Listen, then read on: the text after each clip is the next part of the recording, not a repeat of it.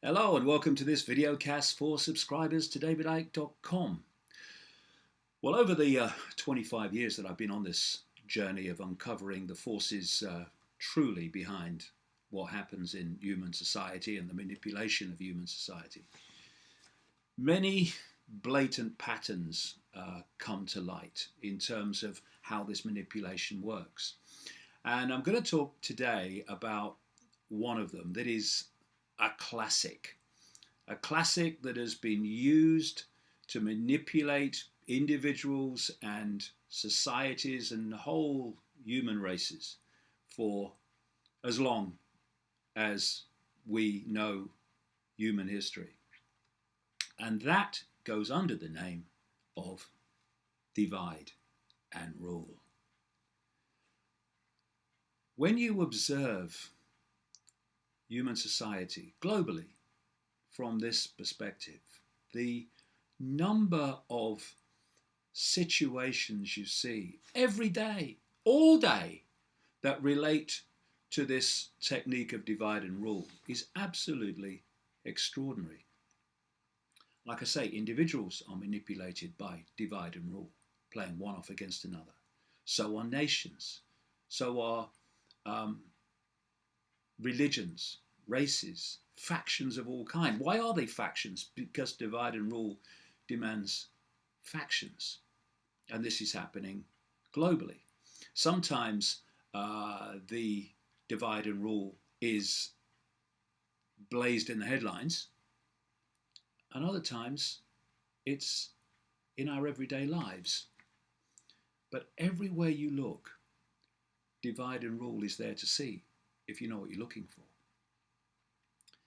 Now, one example that's really in the headlines at the moment is the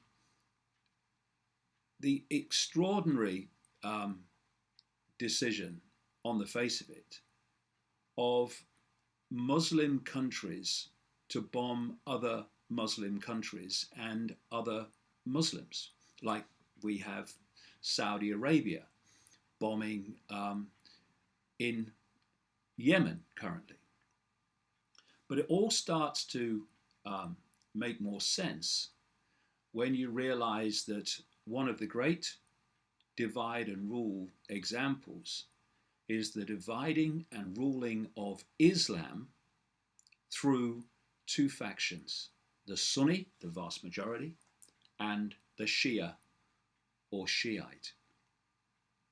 And when you start to realize that Sunni-dominated Saudi Arabia is bombing Shia rebels in Yemen, and that so many of these Arab on Arab, Muslim on Muslim conflicts and assaults are actually along the lines of Sunni and Shia.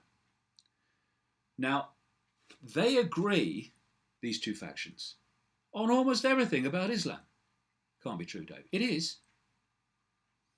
And what they don't agree on comes from something, pinch me, it can't be true, ouch, it is, from something like 1400 years ago, when the Prophet Muhammad left us, and two factions, now called Sunni and Shia, started arguing and killing each other over who should be his successor. The Sunni say one thing, and the Shia say it's a bloke called Ali. 1400 years ago. And it's still going on. And if you people can't control the world, it's a piece of cake.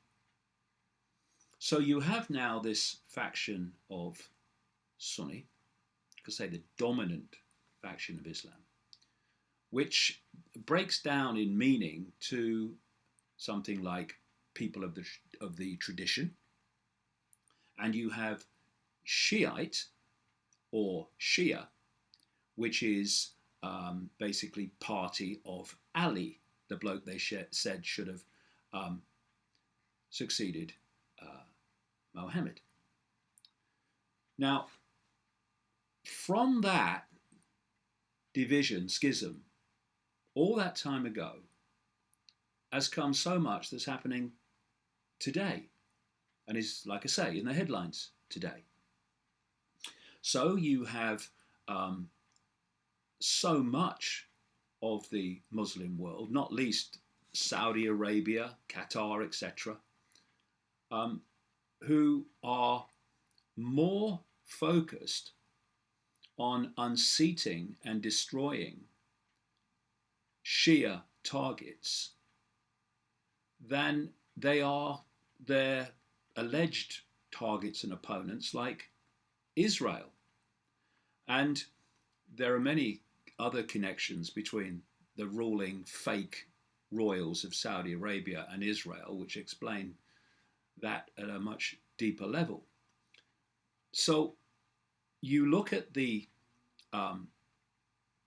emphasis and the targeting of Iran by much of these Sunni-dominated countries and their ruling elites, and it just so happens that Iran is the major centre for the Shia Muslim faction sect. And then you have Saudi Arabia and Qatar, who have been supplying weapons, money, and support for rebels in Syria to target the regime of Assad. Assad comes from a sect called the Alawites, which is a faction of the Shia Muslim sect.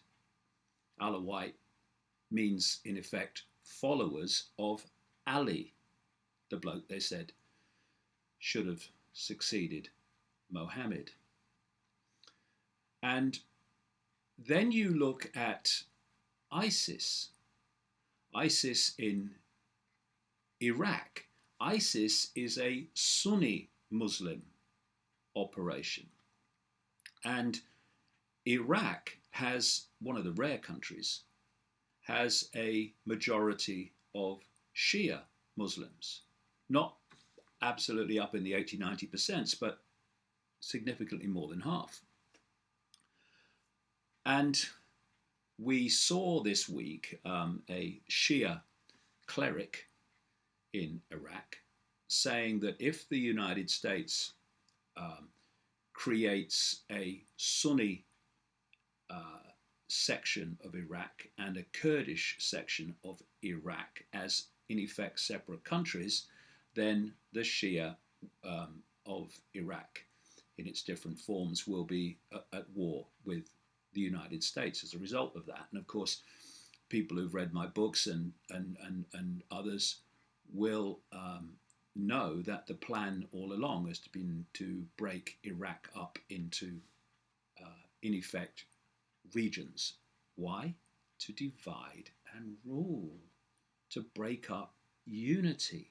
That's the whole point. Divide and rule is bloody everywhere.